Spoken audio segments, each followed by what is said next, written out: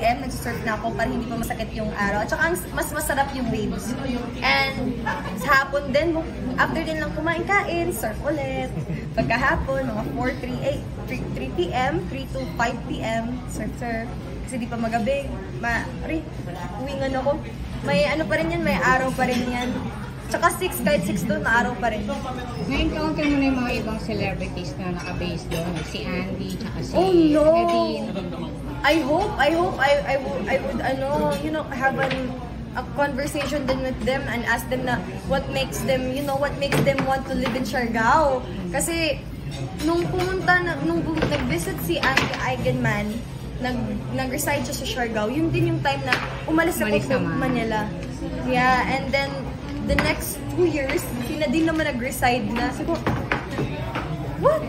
I think there's something in my hometown that makes these people want to stay. And even my friends here who are who are actors and who are businessmen and businesswomen, who say na, you know what, when I went to Siargao, I don't wanna go home na. I want to stay there. Kasi yung ordinaryo sa'yo, hindi sa amin.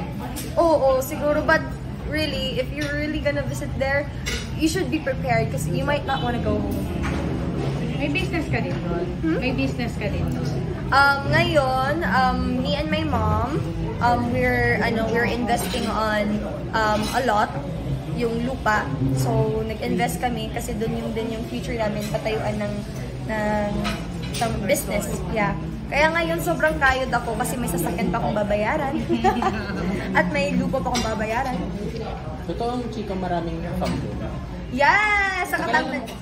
Tara, punta tayo, sama tayo. Tara nga. Sa Katangnan Bridge. You guys go there. Ano?